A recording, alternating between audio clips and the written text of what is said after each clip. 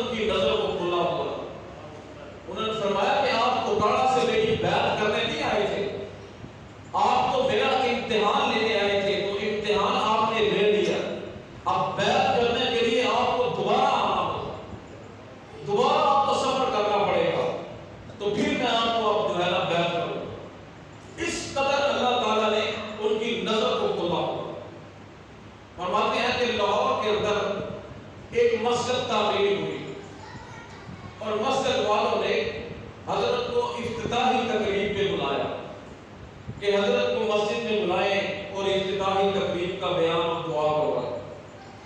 تو حضرت کا مسجد میں تشریف لائے تو مسجد میں آ کے چاروں طرف ایسے نظر ماری تو کہنے لگے کہ ابھی میں اس کی افتتاحی تقریب نہیں کروں گا، اس کی دعا نہیں کروں گا۔ انہوں نے کہا حضرت کیا بات ہے؟ تو حضرت نے فرمایا کہ مجھے کوئی چیز دو نشان لگانے کے لیے۔ تو انہوں نے حضرت کو کوئی چیز ایسی تھی نشان لگانے کے لیے، تو حضرت نے مسجد کے اندر نشان لگائے، مسجد کی دیواروں کے اوپر، مسجد کے باہر، مسجد کے اندر۔ تو حضرت نے فرمایا کہ جہاں جہاں پہ میں نے نشان لگائے ہیں وہاں وہاں پہ جو اینٹیں لگی ہیں، سیمنٹ لگی ہے، بجری لگی ہے، وہ حرام کے پیسوں کی لگی ہے، وہ حرام کے پیسوں کی لگی ہے۔ لہذا ان چیزوں کو، اس مٹی کو، اینٹوں کو یہاں سے نکالو اور حلال کے پیسوں کا مال یہاں پہ لگاؤ، اس کے بعد اس مسجد کی افتتاح۔ اس قدر اللہ کے ساتھ تعلق تھا، اس قدر اللہ تعالیٰ کی ذات کے ساتھ اللہ کا ڈر اور خوف تھا ان کے اندر، اور اللہ تعالیٰ نے ایسے ہی ان کو اپنی محبوبیت عطا کی ہوئی، ایسے ہی صحابہ کا سربراہ رکھا تھا۔ صدر ایوب کا دور تھا تو صدر ایوب جو تھا اس کی حکومت تھی اور اس کے بیٹے کا نکاح تھا۔ اب صدر ایوب جو تھا اس کو بھی حضرت کی شخصیت کا پتہ تھا کہ حضرت امام احمد علی لاہوری رحمۃ اللہ علیہ یہ کتنی بڑی شخصیت ہے اس دور کی۔ تو وقت کا صدر تھا صدر ایوب، اس کی یہ خواہش ہوئی کہ میرے بیٹے کا نکاح حضرت امام الاولیاء سید العارفین حضرت امام احمد علی لاہوری پڑھائے۔ اب وہ اتنے سہتے کشفتے حلال اور حرام کو ایک سیکنڈ میں پہچان لیتے اور ایسی مجالس میں جانا وہ گناہ سمجھتے، اس قدر تقویٰ تھا اور اللہ کے ساتھ تعلق تھا۔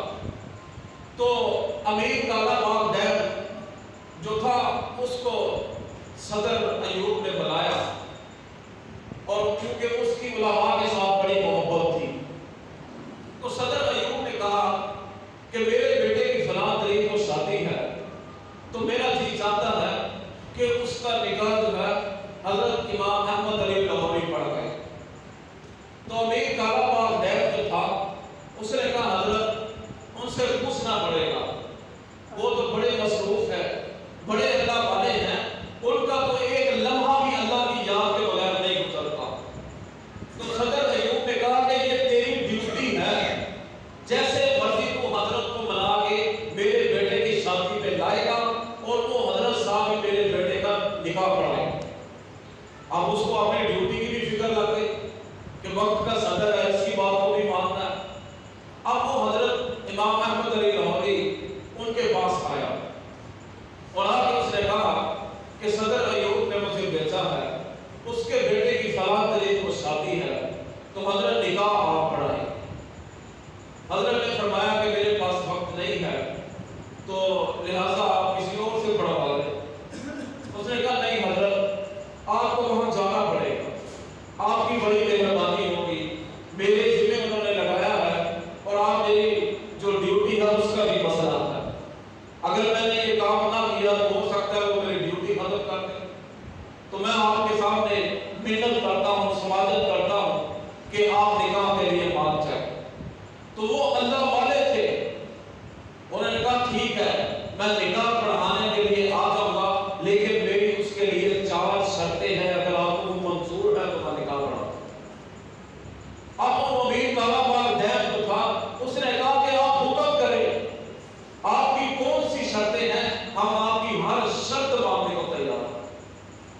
اور اگر آج کل کے دور کے کوئی حضرت صاحب ہوتے تو سب سے پہلے وہ صدر کے نکاح، بچے کے نکاح پہ جاتے تو پہلی شرط ہی یہ ہوتی کہ مجھے اتنے کا نام لگنا چاہیے، میرا مدرسہ بننا چاہیے، میری مسجد بننی چاہیے، مجھے پروٹوکول چاہیے، اور مجھے جناب اس طرح لینے آؤ، اس طرح چھوڑنے جاؤ، یہ شرائط ہوتی۔ اگر آج کل کے کوئی ماشاءاللہ بزرگ ہوتے تو وہ اللہ والے تھے، انہوں نے کہا کہ میری پہلی شرط یہ ہے کہ مجھے کسی قسم کا پروٹوکول نہیں چاہیے، میں اپنی سواری کے اوپر آؤں گا، میں اپنی سواری پہ آؤں گا، چاہے میں پیدل چل کے کیوں نہ ہوں، شرط میری یہ ہے کہ میں اتنا فارغ آدمی نہیں ہوں کہ وہاں آ کے 3-4 گھنٹے صدر کے بیٹے کی شادی میں فارغ بیٹھوں اور اس کے نکاح پڑھانے کے لیے اس کا انتظار کروں۔ دوسری شرط میری یہ ہے کہ اس کا بچہ میرے آنے سے پہلے فلاں وقت پہ تیار بیٹھا ہو۔ اگر وہ تیار نہ بیٹھا ہوا تو میں ایک لمحہ بھی وہاں نہیں رکوں گا، واپس آ جاؤں۔ دوسری شرط یہ ہے۔ اور تیسری شرط یہ رکھی کہ میں وہاں پہ کھانا تو دور کی بات ہے، پانی کا ایک گھونٹ بھی وہاں پہ نہیں پیوں گا، پانی کا ایک گھونٹ بھی نہیں پیوں گا، کیونکہ وہ صحابہ کثرت تھے، اللہ والے تھے، اللہ کا خوف ڈر اس قدر تھا کہ اللہ نے درمیان کے جو پردے تھے وہ ہٹا دیے تھے کہ حضرت کے سامنے پڑا ہوا کھانا حضرت بتا دیا کرتے تھے کہ یہ بے نمازی کے ہاتھ کا پکا ہوا، حضرت بتا دیا کرتے تھے کہ تیری فلاں بیوی نے اتنے دن نمازیں نہیں پڑھی، یہ اس کے ہاتھ کا کھانا ہے، میں نہیں کھاؤں گا، اٹھا کے لے جاؤ۔ اس قدر اللہ تعالیٰ نے ان کو صاحب قسم بنایا۔ تو فرمایا کہ وہاں سرکاری مال ہوگا، سرکاری لوگ ہوں گے، پروٹوکول ہوگا تو بڑے فنکشن ہوں گے، لیکن میں وہاں پہ پانی کا ایک گھونٹ بھی نہیں پیوں گا۔ تیسری شرط یہ رکھی، اور چوتھی شرط حضرت نے رکھی کہ میں تمہارا 1 روپیہ ایک ہدیہ بھی تمہارا قبول نہیں کروں گا۔ یہ 4 شرطیں جا کے اپنے صدر کو بتا دو، اگر اس کو یہ 4 شرطیں منظور ہیں تو احمد علی نکاح پڑھانے کے لیے تیار۔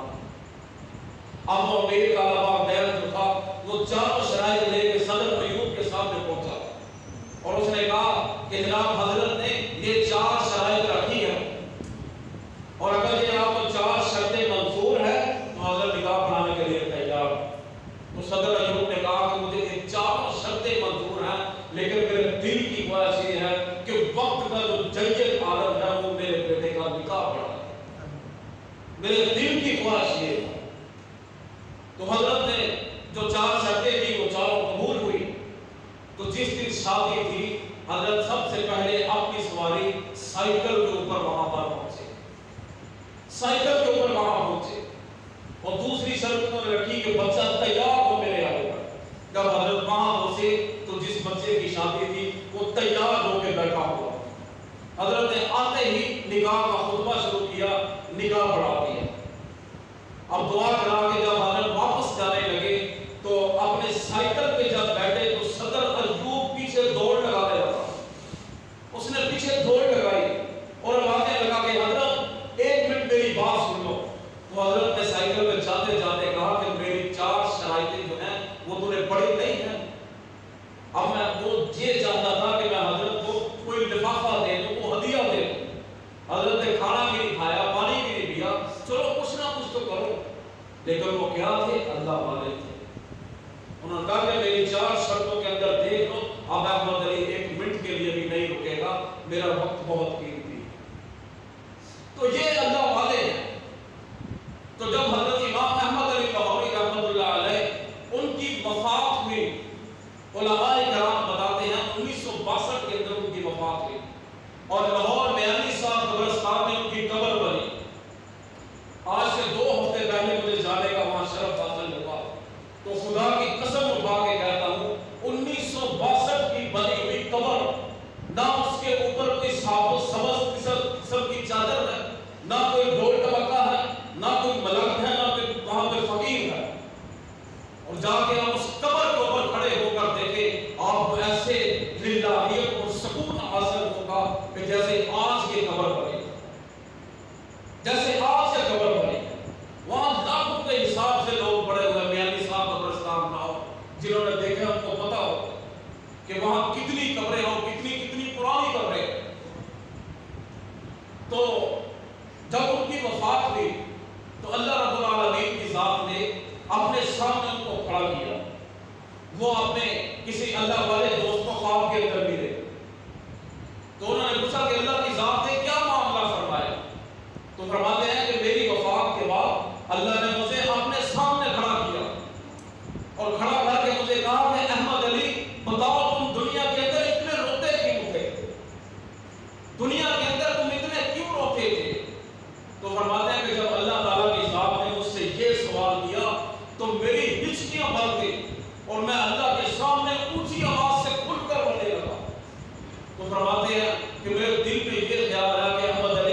اللہ کی ذات نے تجھ سے سوال جواب شروع کر لیا تو تو پھنس گیا. تو کہتے ہیں اس غم کے اندر اس ڈر کی وجہ سے میں اور رونے لگا. تو فرماتے اللہ کی ذات نے مسکرا کے کہا کہ احمد علی آج تیرے رونے کا وقت نہیں ہے, آج تو تجھے انعام دینے کا وقت ہے, آج تجھے انعام دینے کا وقت ہے. تو فرماتے اللہ تعالیٰ کی ذات نے فرمایا کہ احمد علی تو نے ہمیں ایسی زندگی بسر کی, تو نے مجھے اور میرے نبی صلی اللہ علیہ وسلم کو ایسا راضی کیا ہے کہ اس کے بدلے میں ہم نے تیری بھی مغفرت کر دی, اور جس قبرستان کے اندر تیرے وجود کو دفنایا گیا ہے پورے قبرستان والوں کی بخشش کر دی, پورے قبرستان والوں کی بخشش کر دی ہے. اور حضرت کی وفات کے بعد 6 ماہ تک ان کی قبر سے خوشبو آتی رہی, 6 مہینے تک ان کی قبر سے جنت کی خوشبو آتی رہی. اور جو بعض منافقین تھے, منکر لوگ تھے, انہوں نے کہا کہ ان کے مرید جو ہے وہ رات کو آ کے سینٹ ڈال دیتے ہیں اور اس کی قبر سے خوشبو آتی ہے. اب انہوں نے کہا کہ اس کا بھی حل کر دیتے ہیں. انہوں نے قبر سے مٹی اٹھائی, ان جاہلوں کو ساتھ لیا اور اسلام آباد کی جو لیبارٹری ہے وہاں پہنچ گئے, اور وہاں جا کے انہوں نے کہا کہ ہمیں اس مٹی سے جو خوشبو آتی ہے اس کا ٹیسٹ کروانا ہے. انہوں نے کہا بیٹھے ہم ٹیسٹ کر کے آپ کو رپورٹ دیتے ہیں. تو اس مٹی کو ٹیسٹ کیا گیا تو رپورٹ لکھنے والوں نے رپورٹ لکھا کہ پوری روح زمین کے اندر ایسی خوشبو ہی نہیں جو مٹی سے آ رہی. اس قدر اللہ کے ساتھ تعلق اور اللہ کا خوف اور ڈر تھا. آخر وہ بھی تو انسان تھے اور صاحب کشف تھے کہ اللہ تعالیٰ کی ذات نے سارے پردے درمیان سے رکھا. تو امام غزالی رحمۃ اللہ علیہ لکھتے ہیں کہ یوم عرفہ کے دن شیطان کی حالت ان بزرگوں نے دیکھی کہ جن کو اللہ نے صاحب کشف بنایا تھا کہ شیطان کی کمر جھکی ہوئی ہے, وہ سیدھی کرتا ہے سیدھی ہوتی نہیں, اور اس کا رنگ جو ہے وہ زرد پڑا ہوا, اور شیطان رو رہا ہے. تو وہ جو اللہ والے تھے صاحب کشف تھے, انہوں نے شیطان سے کہا کہ تو کیوں رو رہا ہے آج کے دن, 9 ذی الحجہ کا دن ہے, یوم عرفہ کا دن, تو کیوں رو رہا ہے, اور تیرا رنگ اتنا کیوں زرد پڑا ہے, اور تیری کمر کیوں جھکی ہوئی ہے. تو شیطان نے پھر آگے سے ان بزرگوں سے کہا کہ یوم عرفہ کا دن اتنی فضیلت والا ہے کہ آج ہر حاجی جو ہے اللہ کے سامنے رو رہا ہے, گڑ گڑا رہا ہے, اللہ سے معافی مانگ رہا ہے, اور اللہ رب العالمین کی ذات آخری آسمان پہ ہے, وہ اپنے بندوں کی دعاؤں کو رد نہیں کرے گا. آج کے دن 9 ذی الحجہ کے دن اللہ کی ذات اپنے بندوں کی دعاؤں کو قبول کرے گا, ان کے سجدوں کو قبول کرے گا, ان کی عبادات کو قبول کرے گا, ان کے حج کو قبول کرے گا, جس کی وجہ سے انہوں نے اللہ سے اتنی عافیت مانگی ہے کہ اس کی وجہ سے میری قبر ان لوگوں نے توڑ کے رکھ دی ہے. اب میں قبر سیدھی کرتا ہوں, میری قبر سیدھی نہیں ہو رہی, اور میرا جو رنگ ہے وہ زرد پڑ گیا. تو شیطان بھی 9 ذی الحجہ یوم عرفہ کا دن روتا ہے. تو اس لیے بڑا قیمتی دن ہے 9 ذی الحجہ کا,